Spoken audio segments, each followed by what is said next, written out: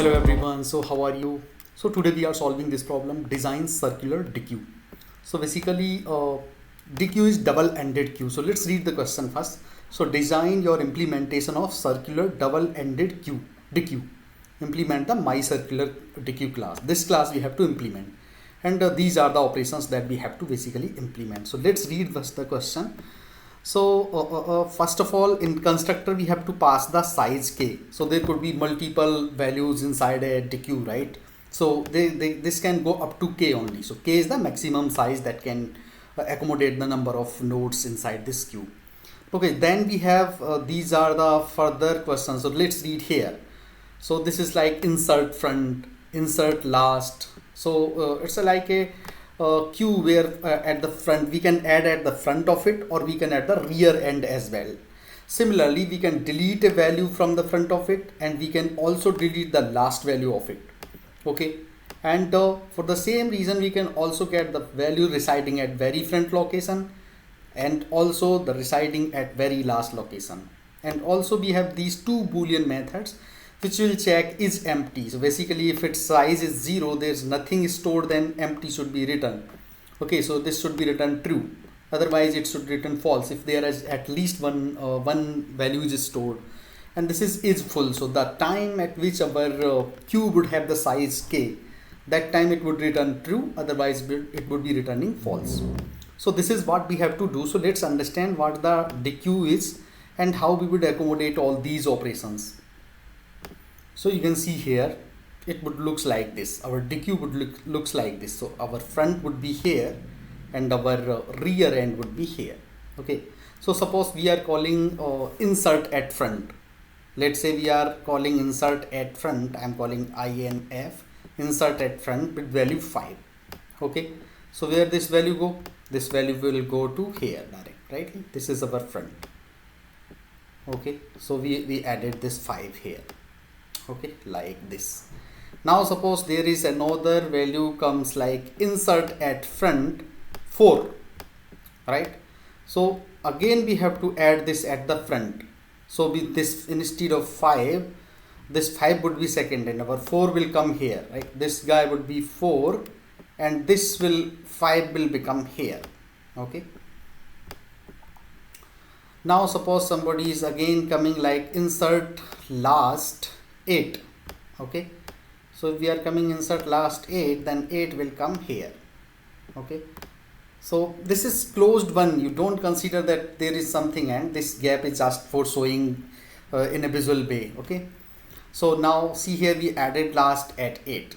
Now one more thing is like somebody again comes add last. So insert last 10. Okay, insert last 10. So what will happen? This 10 will go to last point. Okay, so this 8 would become basically 10. So we would be inserting here 10 and our already stored 8 would become here. Okay, so this is what insertFront means. Every time we have to at the very front location, and insertLast means every time we have to insert at very last location. Okay, so this is clear. Now you guys also have to make, whenever we are doing insertLast or insertFront, we have to keep on increasing the current size of it. So when we added 5, it would become after adding 5 our size would be 1. Then after calling this function our size would become 2, right? Again we are calling insertLast 8, so it would become 3.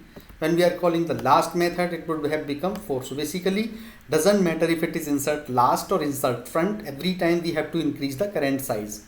Okay, so that is one thing. Now we will talk about the deleteFront and deleteLast.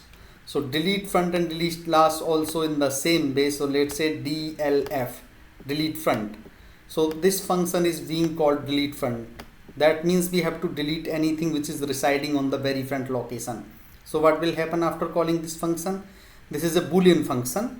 So first of all we will check, okay, delete first function, we will check whether current size is greater than 0 or not, because if there is no node, then there is no point of deleting anything. So first of all we will check current size is 1 or greater than 0 or not. So see here this is 4, so we can do delete. But if in case this list was empty at that time, DLF would return minus the false. Okay, if current size was 0 at that time it would be returning false. Otherwise, if it is greater than 0, that means we have to delete. So now this is deleteFront, so we will remove this guy 5 or 4. This guy would be removed. That's it, we have deleted it. Okay, now because delete happened successfully, this will return our true. Okay, now come to delete rear, DLR, let's say. So if we call DLR, what we will do first of all, again we will check current size. So yeah, whenever we do delete, we decrease the size as well. So now after deletion of 4, its size would have become 3. Okay, now we are coming to delete rear end. Okay, so when we are calling delete rear end, again we will check what is the current size of it. So current size is 3, which is greater than 0. So we can delete it. So it is showing delete rear. So what would be rear? Rear is 10. So we have to remove this 10. So let me remove this 10. I have removed this 10. What will we do now? We will also decrease the size of it. So this is 3. Now it would become 2. So our curve size is right now 2. Okay. So this happened like we are done with the we have done with the insert first, insert rear, delete first, and delete rear. Then we have 2 more functions which says that is empty. So is empty is simple, right? We have to check about the current size. Okay, so if your current size is 0, then is empty would be returning as true, right? And if your current size is not 0, then it would be returned false. Similarly, we have one more method, is full. Okay, so is full is simple. If current size is equal to k, then it is true, otherwise it is false. This is as simple as that. So this is what we have to do. Now we will discuss how to do this all, and that also in O of one time complexity. That is important. Okay, so think for a moment that what data structure we should use and why. So guys, we will use here doubly linked list. Now you might have a question, why doubly linked list? So don't worry, we will explain all those, but consider for now that we are starting with the doubly linked list. So what is this head and tail? Basically I am starting with these are the my sample head and tail, and whatever operation we will do between these nodes only. Okay, so we will have a class called node. This class node would have the integer value as well and the previous and next of the node. Okay, so class node we will be using here as the node of our doubly linked list, which would have a node of previous and next pointer as well. This is what happens, right, in our doubly linked list. So we will use the node of this class to build our DeQueue. Okay, now these are 2 sample node head and tail, which are already head.next would be tail and tail.previous is equal to head with -1 and -1 value I have taken, because our actual value would be starting from 0 to 1000 or something. So I am just giving these sample integral -1 value. Okay, now how would we do that? So first of all, our curve size is initially 0, right? Now we have to do the operation. So let's say we will again do the same operation. So how would it happen? Let's say we are calling it insertFront. Okay, so insertFront, let's say I am adding 8. So what will happen? We have to go to head because we are adding at head at front, right? So we will go to this node head and we will add this guy 8. So we will make a node of it, and whatever node, so using this class constructor we would make a node of it and make the head.next equal to this guy. So we will write the one method. Okay, I will show you what that method is. So we will call it, so we will write a method add node. Okay, so we will write a add node method, and this add node method, what it will take, it will take one node called head. So this head would be the one whose next side would be adding this value. Okay, so let's say node head h and this value val. Okay, so what we will do is basically we will create a node of this value like this, new node of this val, and then we will add this. Okay, new node of this val. Okay, now we will make it head.next equal to this value. Okay, and whatever head was pointing earlier, next node, this guy would be point to the next node what head has the next node. Okay, so this would be our way. So it would be like, first of all we will come here. So what we will do here, our head would be as it is, keep it head. Then we would be adding this value, so 8 value would be coming here, 8 like this, and whatever head dot next head, okay, so head dot next was tail, so this guy, the new node of next would be equal to this tail as of now, okay. So we will add this -1, okay. So now our cur size would become 1, okay. So this was to add insert at front. We will talk about how to insert at rear. Now let's say we are calling our insert at rear, okay, INR I am saying, not Indian rupees, but insert at rear, okay. So this would be, let's say I'm taking here 10. So we would write an insert method, okay, which would be taking from the back side, right? So here on the insert at head, we took the head as the first at the left guy, right? But in this case, what will happen? In this case, we will get the left guy as this guy, whoever is the previous guy of the tail, right? This would be the left of our new pointer. Okay, so if I point this, if I call this function, the call function would be like add only. This is the same function we are using. So add and the tail dot previous, because left side would be this guy 8. So tail dot t dot previous, you can call it tail dot previous, and the value. Same function we are calling. We are not writing any different function. I will explain. No, don't worry. So see here, in this case, what will happen? This will call at 8 and the 10. So this value would be node. So this will come here. This will come like this 10, and its next would be the next of this 8, which was 1. So this would be our this thing, insert at rear. Okay. So we are done with the insert of rear. Now let's answer that question, that why doubly linked list. We can do all these things with the singly linked list as well. So guys, why? Because if I call now delete front or delete rear, let's say DLR, okay, if I'm calling delete rear at 10, what I will do is I will directly go to this guy. So anyway, we are delete rear, so we don't have to provide anything in parameters. So when we do the delete rear, basically we have to delete the last guy. Last in the sense the tail dot previous. We are not deleting tail. Tail and front we never delete. So we will delete this guy, tail dot previous. This is 10, right? So once we will delete it, it is very simple. We can just do this dot front equal to null, right? So I will show you that part of it. But now after deleting this guy, and now somebody is calling you the getRear, right? After doing this delete, if do getRear, we can directly make the tail dot previous. Tail dot previous would be now this. But if it was a doubly linked list, we have to traverse through entire linked list, then only we would be finding the very last guy. So that is the reason we are using doubly linked list, because we have the utility of to get the previous node as well. Okay, so these two operations are the one which are more important. Then we have every time we are increasing our cur size whenever we are doing any insert part, and whenever we are doing any delete, we are basically decreasing it. So this variable would be take care of the size part, and these operations, add and delete operations, would take part in my these operations, right? And these are very simple. Like getFront is like getFront. Whenever somebody starts calling getFront, then you have to return the head dot next guy, which is 8 in this case.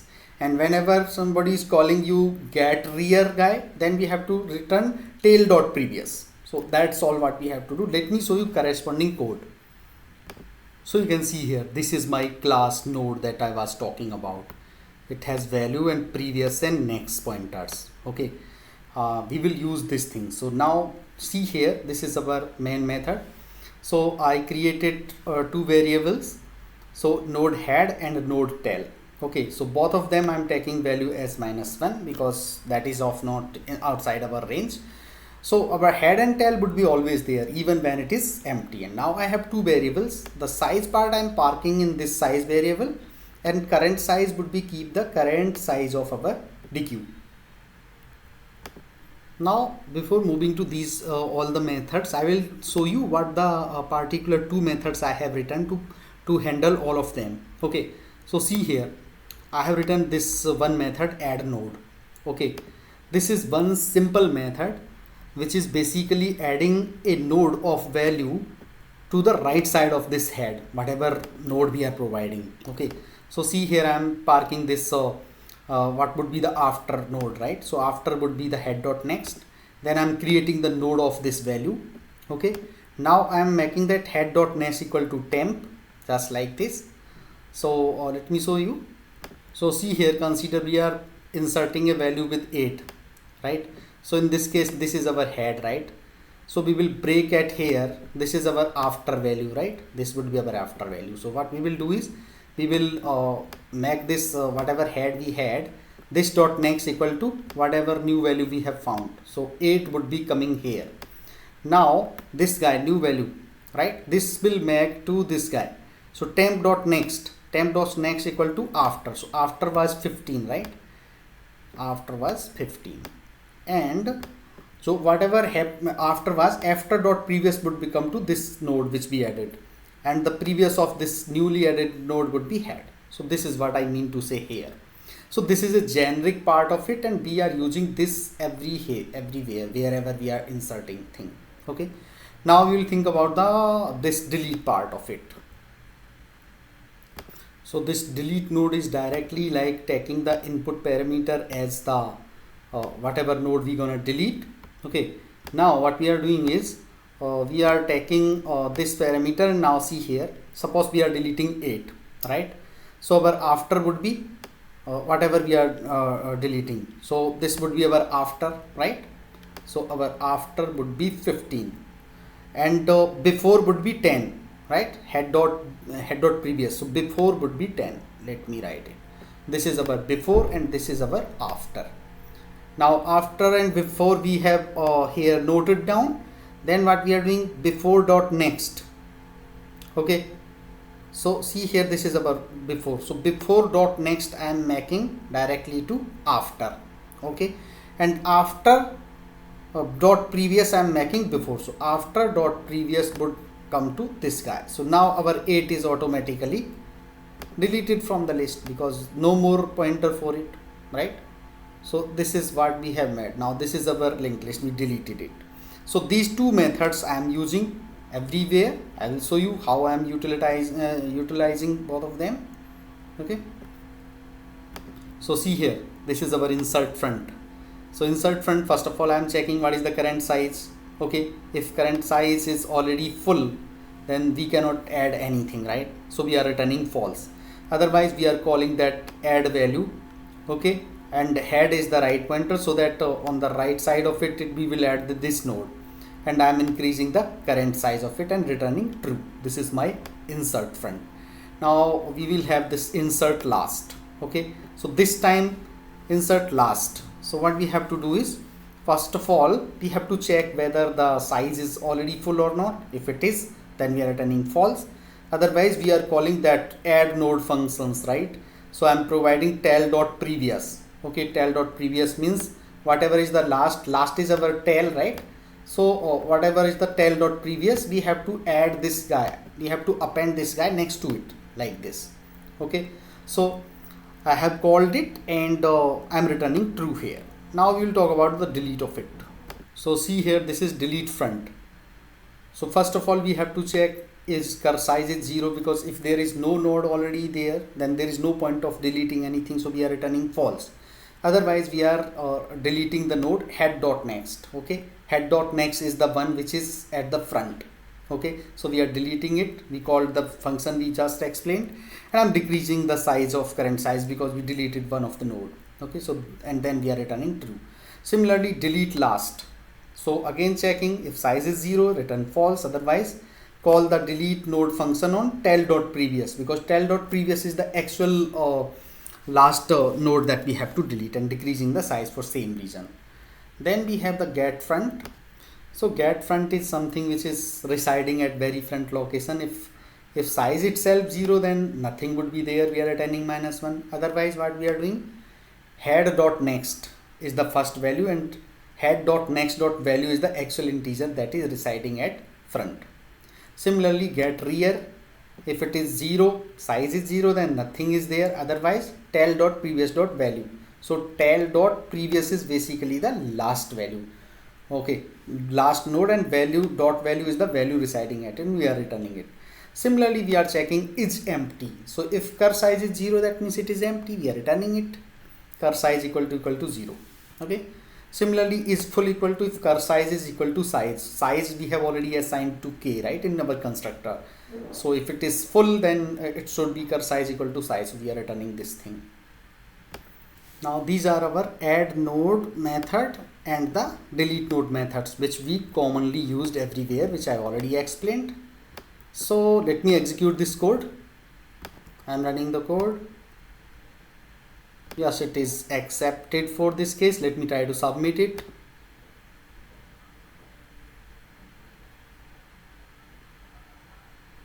Yes, it is submitted with 100% faster. So thank you for watching the video, and if you guys have any concern, please make a comment over there. Thank you.